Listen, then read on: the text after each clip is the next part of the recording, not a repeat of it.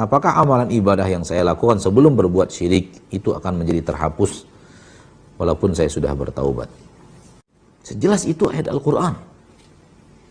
Sejelas itu buku panduan hidup kita. Tuntunan hidup kita Al-Quran.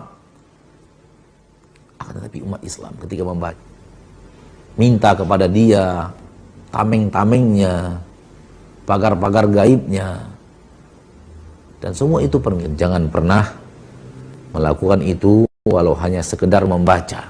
Saya jangan urus orang, nanti orang tersinggung. Betapa banyaknya orang yang tersinggung dan marah dengan dakwah Nabi Muhammad. Apakah berdosa Nabi kita Muhammad SAW?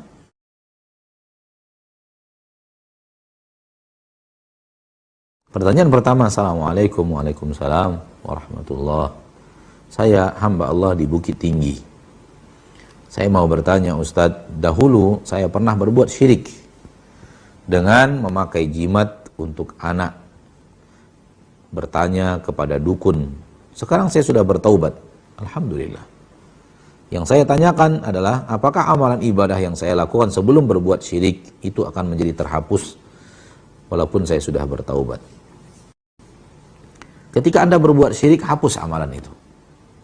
Ketika Anda berbuat syirik, hapus amalan itu. Dan ketika Anda bertaubat, amalan itu kembali lagi. Amalan itu kembali lagi. Dengan taubat, maka yang tadinya dihapus, dibalikkan lagi dalam catatan amal saleh. Sebagai amal saleh. Maka berbahagialah dengan taubatmu. Terutama taubat dari perbuatan syirik. Ya. Bertanya kepada orang-orang yang mengatakan dia tahu yang gaib adalah syirik. Karena tahu yang gaib adalah khusus milik Allah. Tahu yang gaib khusus milik Allah. Qul la ya'lamu man fis samawati wal ardil ghaiba illallah. Katakan wahai Nabi, katakan wahai Rasul, katakan kepada manusia, katakan kepada umatmu, kepada hamba-hambaku. La ya'lamu man fis samawati wal ardil ghaibah. Tak ada seorang pun di langit dan di bumi tahu yang gaib.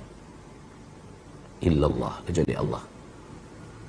Nas tegas di dalam Al-Quran, ya laital muslimin ya'rifunaha. Ayat yang jelas di dalam Al-Quran, andai kaum muslimin mengerti. Andai kaum muslimin membaca dan memahami Al-Quran yang mereka baca, mereka fahami. Nas tegas.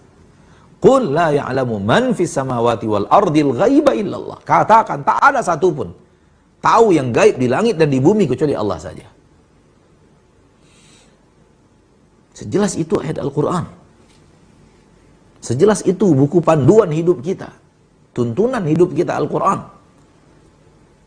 Akan tetapi umat Islam ketika membacanya, tak tahu artinya. Akhirnya hal yang 180 derajat berbeda dengan itu pun dikerjakan.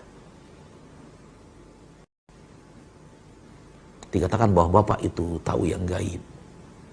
Bapak itu tahu di mana rezeki kita berada. Dia akan tunjukkan di mana rezeki kita. Bapak itu tahu bagaimana mendapatkan pelanggan yang banyak. Bapak itu tahu di mana barang kita hilang. Tanyakan ke dia. Bapak itu bisa membentengi anak kita dari mara bahaya. Minta kepada dia tameng-tamengnya, pagar-pagar gaibnya. Dan semua itu permintaan syirik. Kenapa? Karena itu khusus milik Allah. Kenapa diberikan kepada seorang manusia bernama dukun? Namun ketika manusia tidak tahu Al-Quran, kecuali huruf-hurufnya, inilah yang terjadi. Inilah petaka yang melanda. Wa ilallahil mustaka. Kepada Allah kita mengadu dan merintih agar umat Islam ini dikembalikan ilmu mereka terhadap ayat-ayat Allah Rabb mereka, agar mereka mengerti apa isi kandungan Al-Quran. Ayat jelas bagian matahari di siang hari. Qul la ya'lamu man fis samawati wal ardil ghaiba illallah. Katakan tak ada yang tahu di langit dan di bumi kecuali Allah yang gaib, masalah yang gaib kecuali Allah saja. Bagaimana mungkin setelah itu kita yakini ada orang lain tahu perkara gaib. Namun setelah bertaubat, Berbahagialah saudaraku, bahwa amalan-amalan Anda yang hapus dengan kesyirikan itu akan kembali lagi dalam catatan amalan sebagai amal saleh. Nah, Assalamualaikum Ustaz. Waalaikumsalam. Saya dari Bukit Tinggi, hayakallah. Mau bertanya, ada orang yang sering melihat ramalan bintang. Apakah itu termasuk syirik? Naam. Itu adalah bagian daripada syirik. Ya, kehidupan kita tak ada hubungannya dengan bintang. Dan bintang bukan sesuatu yang akan menata kehidupan manusia di permukaan bumi. Ya, permainan bintang dan ramalannya adalah permainan kesyirikan yang harus dijauhi.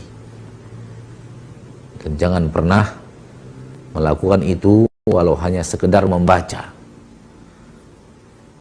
Kadang-kadang dengan membaca, walaupun hati pertama kali tak meyakini, namun di saat yang dibaca ternyata sesuai dengan apa yang dialami, bisa memberikan manfaat, bisa memberikan sesuatu yang buruk dalam hati. Misalnya, dia tidak percaya, tapi dia iseng-iseng baca. Ternyata di dalam ramalan itu sesuai dengan yang dia alami.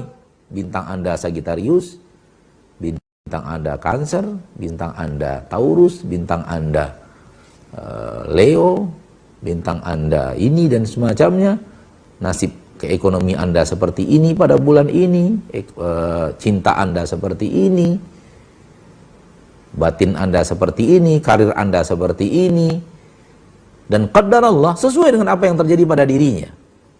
Ekonominya sesuai dengan apa yang terjadi pada dirinya, nasib rumah tangganya sesuai dengan apa yang terjadi pada dirinya, dan akhirnya membentuk suatu hal di dalam hati yang tidak baik, kepercayaan kepada hal-hal yang seperti itu.